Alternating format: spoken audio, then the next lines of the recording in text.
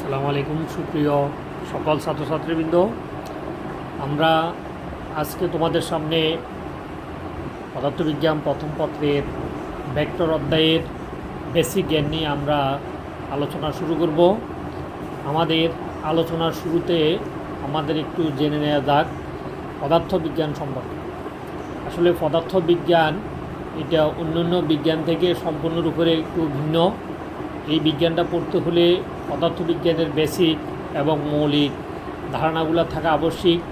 যে সকল ছাত্রছাত্রী পদার্থবিজ্ঞানের বেসিক বা মৌলিক ধারণাগুলো জানে তাদের জন্য পদার্থবিজ্ঞান পড়া সহজ। তো আমরা আজকে ভেক্টর অধ্যায় নিয়ে আলোচনা করব। ভেক্টর শব্দটা আমরা এর আগেও নবম দশম শ্রেণীতে শুনেছি। এখানে আমরা ভেক্টর সম্পর্কে বিস্তারিত আমরা জানব।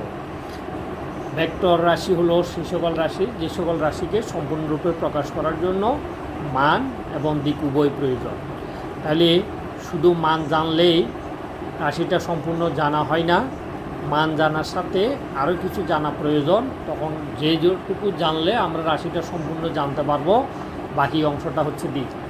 যেমন আমরা যদি বলি কোনো একটা গাড়ি 10 মিটার পার সেকেন্ড বেগে চলছে, তাহলে আমরা জানি যে 10 মিটার পার সেকেন্ড হচ্ছে গাড়িটার বেগের মান। তাহলে এখন এখান থেকে এবার আমাদেরকে জানতে হবে গাড়িটা আসলে কোন দিকে চলছে। তাহলে দেখা যাচ্ছে যে মান জানার সাথে দিকটাও জানা কি প্রয়োজন হয়। এই জন্য যে সকল রাশিকে সম্পূর্ণরূপে জানতে হলে মানের সাথে দিক জানার দরকার, সেই সকল রাশিকে আমরা নাম দিয়েছি ভেক্টর রাশি। আর যে সকল রাশিকে সম্পূর্ণরূপে প্রকাশ করার জন্য শুধু মান উল্লেখের প্রয়োজন হয়, দিকের কোনো প্রয়োজন হয় না, তখন সেগুলোকে আমরা নাম দিয়েছি স্কেলার রাশি। যেমন আমি যদি বলি এই বস্তুটার ভর 5 কেজি, তাহলে এই 5 কেজি ভর বলার জন্য আমার দিকের কোনো প্রয়োজন নাই। আমি যদি বলি কাঠিটার দৈর্ঘ্য 5 সেন্টিমিটার, তাহলে 5 সেন্টিমিটারে যথেষ্ট। কাঠিটার দৈর্ঘ্য কোন দিকে 5 সেন্টিমিটার তার দিক জানার প্রয়োজন নাই। তাহলে আমরা দেখতেছি যে রাশিকে আমরা দুভাগে ভাগ করে একটাকে নাম দিচ্ছি আমরা স্কেলার রাশি, আর একটাকে নাম দিচ্ছি ভেক্টর রাশি। আমাদের এই অধ্যায়ের মূল আলোচ্য বিষয় হিসেবে ভেক্টর রাশি। তো ভেক্টর রাশির যোগ বিয়োগ সাধারণ বীজগণিতের নিয়মে হয় না, এটা আমরা জানি। তাহলে ভেক্টর রাশির যোগ বিয়োগ ভেক্টর বীজগণিতের নিয়মে হয়। তো এখন আমরা আজকে আলোচনা করব মূলত সেই ভেক্টর বীজগণিত নিয়ে। সেই ভেক্টর বীজগণিতের আমাদের প্রথম আলোচ্য বিষয় যেটাকে আমরা বলি ত্রিভুজ বিধি। এই ত্রিভুজ বিধিটা যারা সহজে বুঝতে পারবে এবং এই ত্রিভুজ বিধিটা মনে রাখতে পারবে, তাহলে ত্রিভুজ বিধির সাথে তারা আরও কয়েকটা জিনিসের সাথে পরিচিত হতে পারবে এবং সেগুলো প্রমাণ করতে পারবে। সেগুলোর একটা হচ্ছে ভেক্টর যোগের বিনিময় বিধি, একটা হচ্ছে ভেক্টর যোগের সংযোগ বিধি, একটা হচ্ছে ভেক্টর যোগের বণ্টন বিধি। তাহলে ওই বিধিগুলো জানতে হলে আমাদের পূর্ব শর্ত হচ্ছে ত্রিভুজ বিধি জানা। তাহলে ত্রিভুজ বিধিটা একেবারে সহজ, মুখস্থ মনে রাখার জন্য আমাদেরকে কঠিন কোনো পথ পাড়ি দিতে হবে না। যেমন দেখো এখানে পাশে একটা চিত্র আছে, এই চিত্রের মধ্যে দেখো পি এবং কিউ দুইটা ভেক্টর আছে। পি কিউ ভেক্টর, এই পি ভেক্টরের শীর্ষবিন্দু হচ্ছে এ, আবার কিউ ভেক্টরের ফাদবিন্দু হচ্ছে এ। তাহলে দেখো পি ভেক্টরের শীর্ষবিন্দুতে কিউ ভেক্টরের ফাদবিন্দুটা বসানো আছে। তাহলে যদি কোনো ভেক্টরের শীর্ষবিন্দুতে আর একটা ভেক্টরের ফাদবিন্দু বসানো থাকে, তখন ওই দুটো ভেক্টরকে আমরা বলি একই ক্রমের ভেক্টর। তাহলে ত্রিভুজ বিধি যদি আমরা শিখতে চাই, তাহলে আমাদেরকে প্রথমে জানতে হবে একই ক্রমের ভেক্টরকে। তাহলে কোনো ত্রিভুজের দুটি সন্নিহিত বাহু একই ক্রমের ভেক্টর নির্দেশ করলে তৃতীয় বাহু ওই ভেক্টর দুইটার লব্ধি নির্দেশ করবে। তার মানে এখানে আমরা দেখতেছি যে আর ভেক্টরটা এই ভেক্টর দ্বয়ের লব্ধি নির্দেশ করতেছে। তার মানে পি এবং কিউ একই ক্রমের ভেক্টর, আর আরটা হচ্ছে তাদের কি ত্রিভুজের তৃতীয় বাহু। তাহলে তৃতীয় বাহুটা এই দুটোটা ভেক্টরের যোগফল। এখন আমরা যে জায়গাতে এই চিত্রটা দেখব, এই চিত্রের এই ধরনের সিস্টেম আমরা দেখব যে একই ক্রমের ভেক্টর দুইটা আছে, ওই দুটাকে আমরা যোগ করব। যেমন দেখো ও এ বি ত্রিভুজের আর ভেক্টর সমান P vector plus Q vector. তাহলে এই P vector plus Q vector আমরা কেন যোগ করছি? কারণ দুটোটা একই ক্রমের ভেক্টর। তাহলে আমরা যেখানে পাই না কেন একই ক্রমের ভেক্টর পাইলে আমরা সেটা যোগ করব।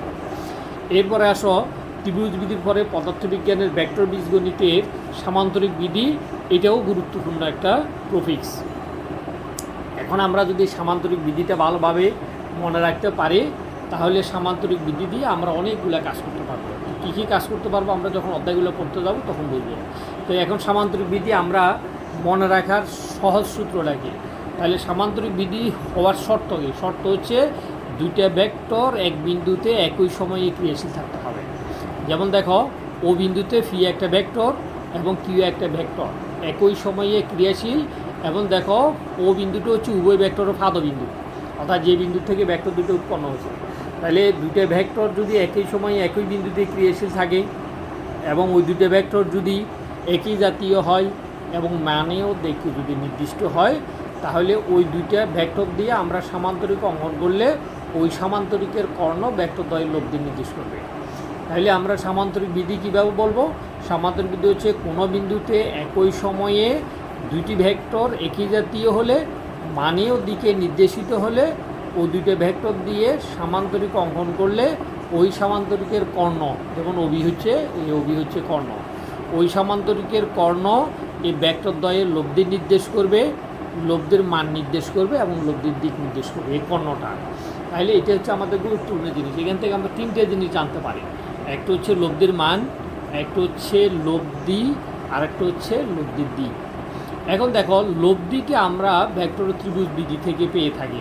যেমন দেখো আমরা যখন সামান্তরিক পূর্ণ করছি তখন ওসি আর এবি সমান্তরাল, তাইলে ওসি ভেক্টরের দিক এবি ভেক্টরের দিক একই দিক, আবার সিবি এবং ও এ সমান্তরাল, তাইলে ও এ ভেক্টরের দিক এবং সিবি ভেক্টরের দিক একই দিক।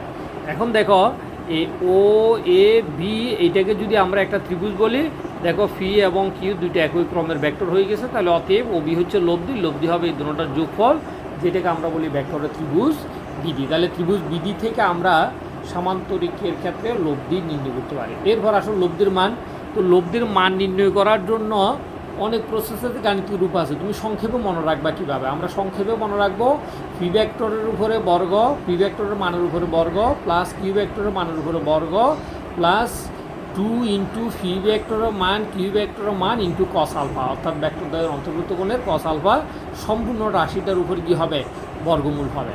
তাহলে দেখো লব্ধির মান আর সমান P square plus Q square plus 2 P Q cos alpha. তাহলে এখান থেকে আমরা লব্ধির মান পাবো। এরপর আসো লব্ধির দিক। তাহলে লব্ধির দিক নির্ণয় করার সেটাও সহজ। তাহলে লব্ধির দিকটা আমরা কীভাবে পাবো? আমরা দেখতেছি যে এই লব্ধি ভেক্টর হচ্ছে এইটা, এই লব্ধি ভেক্টরটা তোমার ফি ভেক্টরের সাথে থিটা কোণে নত আছে। খেয়াল করো চিত্রের মধ্যে, যদি লব্ধি ভেক্টরটা ফি ভেক্টরের সাথে থিটা কোণে থাকে তাহলে এই থিটাটাই হচ্ছে লব্ধির দিক। তো থিটাটা লব্ধির দিক যদি আমরা পেতে চাই তাহলে আমাদেরকে ও বি ডি এই পুরো ত্রিভুজটা নিতে হবে। এই পুরো ত্রিভুজটা একটা সমকোণী ত্রিভুজ। এই পুরো ত্রিভুজটা যদি একটা সমকোণী ত্রিভুজ হয় তাহলে সমকোণী ত্রিভুজের ক্ষেত্রে আমরা জানি এইটা যদি ভূমি হয় এইটা হচ্ছে লম্ব, তাহলে লম্ব আর ভূমির সাথে অনুপাত যেটা সেটাকে আমরা বলি ট্যান থিটা। তাহলে ট্যান থিটাটাই লব্ধির কী নির্দেশ করবে? দিক নির্দেশ করবে। তাহলে এখন ট্যান থিটার সমান আমরা কীভাবে পাবো? ট্যান থিটা পাওয়াটাও আমাদের জন্য সহজ। থিটা যে ভেক্টরের সাথে আছে আমরা সব সময় খেয়াল রাখবো, থিটা যে ভেক্টরের সাথে আছে সেই ভেক্টরটা বিভাজিত হবে না।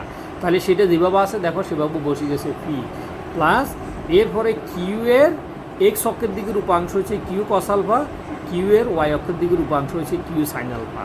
তাহলে দেখো ট্যান থিটা সমান ফি, ফি মানে যে ভেক্টরের সাথে থিটা আছে সেটা প্লাস কিউ ভেক্টরের অনুভূব উপাংশ পুরো হবে কিউ ভেক্টরের উলম্ব উপাংশ।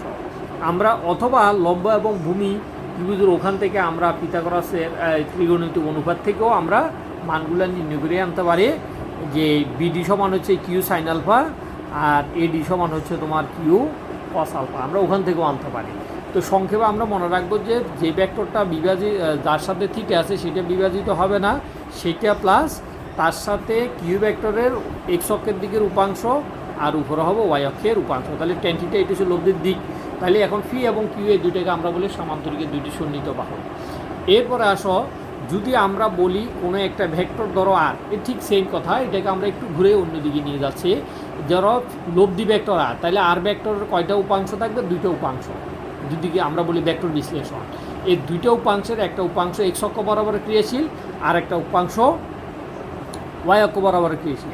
তাহলে এক্স অক্ষ বরাবর ক্রিয়াশীল যে উপাংশটা ওটাকে যদি আমরা একটা ভেক্টর হিসেবে নামকরণ করি পি ভেক্টর, এবং ওয়াই অক্ষের দিকের উপাংশকে যদি আমরা বলি কিউ ভেক্টর, তাহলে লব্ধি আর ভেক্টরটা আমার দুইটা উপাংশে ভাগ হবে, একটা এক্স অক্ষ বরাবরে। তাহলে এক্স অক্ষ বরাবরের উপাংশ হচ্ছে আর কস আলফা। যদি ভেক্টরটি পেতে চায় আর কস আলফাকে একক ভেক্টর আই দিয়ে গুণ করতে হবে। দেখো একক ভেক্টর আই দিয়ে আর কস আলফা অনুভবাংশকে গুণ করলে অনুভূমিক বরাবরের ভেক্টরটা পাওয়া যাবে। আবার আর সাইন আলফা এটা হচ্ছে উলম্ব উপাংশ, ওইটাকে উলম্ব বরাবর একক ভেক্টর দিয়ে গুণ করলে ওই বরাবরের ভেক্টরটা পাওয়া যাবে। তাহলে দেখো যে কোনো অক্ষ বরাবর যদি আমরা ভেক্টরটা পেতে চাই, যে কোনো অক্ষ সেটা যে অক্ষে হোক, যে কোনো অক্ষ বরাবর যদি আমরা ভেক্টরটাকে পেতে চাই, তাহলে ভেক্টরটা পেতে হলে আমাদেরকে ওই অক্ষের উপাংশের মানকে একক ভেক্টর দিয়ে গুণ করতে হবে। তাহলে যে কোনো বরাবরের ভেক্টরটা হচ্ছে ওই বরাবরের ভেক্টরটার মান গুণন ওই বরাবরের একক ভেক্টর। এই কথাটা মনে থাকলে আমরা যে কোনো ভেক্টর আমরা নির্ণয় করতে পারি। এবার দেখো তাহলে আমরা লব্ধি ভেক্টরটা যদি পেতে চাই, তাহলে আর ভেক্টরটা পেতে চাইলে উপাংশ দুটোটা আমার যোগ করতে হবে। R cos alpha i vector i একক ভেক্টর প্লাস আর আর সাইন আলফা যে একক ভেক্টর। এখন আমরা এখান থেকে কতগুলো সামান্তরিক বিধি থেকে কতগুলো শর্ত আমরা চাইলেই নির্ণয় করতে পারি। তাহলে এখন সে কতগুলো শর্ত, কী কী শর্ত আছে, যেমন শর্ত আছে আলফা সমান যদি 0 হয় তাহলে কস আলফা সমান কস 0 সমান 1 হবে। তাহলে আলফা সমান 0 হলে কস আলফা এর মান 1 হবে। এটি আমরা জানি আলফা এর ক্ষেত্রে সর্বোচ্চ মান। তার মানে কস আলফা এর মান সর্বোচ্চ হলে লব্ধি আমাদের সর্বোচ্চ হবে, এবং সে লব্ধির সর্বোচ্চ মান আমরা এই সমীকরণের মধ্যে যদি দেখো উপরে আমরা এর আগে যে সমীকরণটা আমরা পড়িয়েছিলাম, দেখো আবার ওই সমীকরণটা, এই সমীকরণটাতে যদি আমরা যাই তাহলে দেখা যাচ্ছে কস আলফার মান যদি আমরা 1 বসাই, P square plus Q square plus 2 P Q cos alpha বর্গ করলে ফি প্লাস কিউ হোল স্কোয়ারে আর বর্গমূলে কাটা গেলে দেখো তখন থাকতেছে শুধুমাত্র আর ম্যাক্স ফি প্লাস কিউ। তার মানে এটাকে আমরা বলছি লব্ধির কি সর্বোচ্চ মান।